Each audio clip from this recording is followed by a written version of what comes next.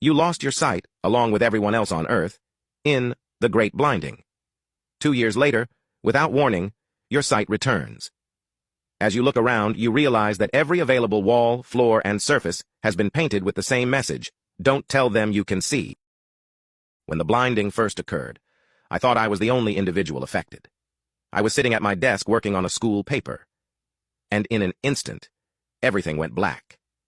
I had cried out to my parents in fear and confusion, but their response was like an echo of my own. They, too, couldn't see. And we soon learned the entire world had been victim to having their sight filled with darkness. Interestingly enough, we don't think this affected any of the animals living on Earth. Just us humans.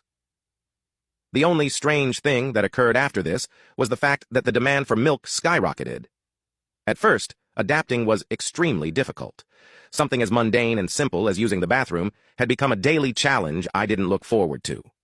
Within a few months, support groups had been created by individuals who were already blind prior to the incident. They assisted those who were struggling with adapting to their newfound obstacle. Thankfully, the world never really stopped moving or progressing.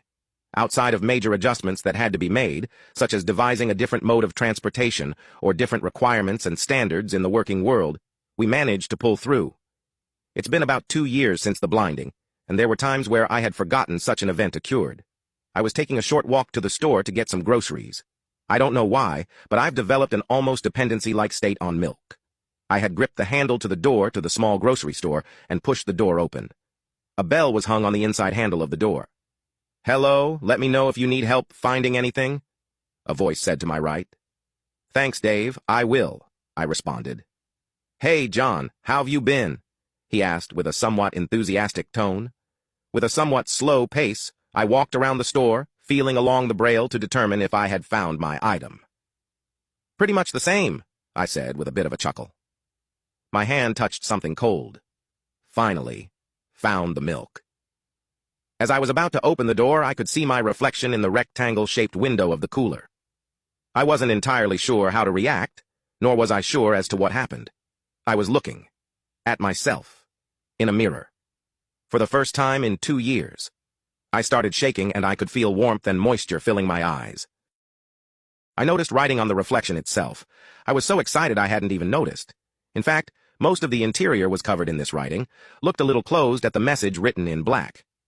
"Don't tell them you can see." What the hell does that mean? Who's them? I then caught a glimpse of the individual standing behind the counter of the store. What the heck is that? "John, you need some help, buddy?" it asked. It had Dave's voice, but it definitely wasn't Dave. And the way its mouth moved was... Wait, is that its mouth? I have no idea. I was staring at something that was at least 6 feet tall. Grotesque and eldritch was the only way I could describe it. Its dark brown skin was smooth and moist with extremely teeny openings in its skin. It wasn't wearing any type of clothing. Its arms were somewhat long and thin looking appendages, that ended in human-looking hands. Its head was shaped like a large basketball. The creature's mouth looked to be in a vertical position, and when it spoke I could see many layers and rows of crocodile-like teeth.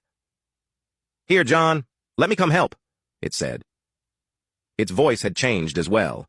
It was gurgled and sounded like it was being put through a filter. As it moved, I could hear it squish against the floor. That's the first time I've ever heard that. Why am I hearing that just now?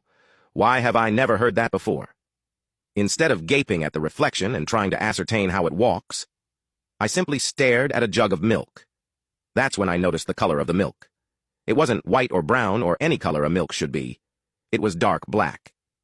As the creature grew closer, a full smell harassed my nostrils. It took everything I had not to vomit. It reached out with its human-like appendage and touched my shoulder. My entire body tensed up. "We're having a lot of different specials on milk today," it said, and I could see its mouth open wide behind my head, with what I assumed was a smile.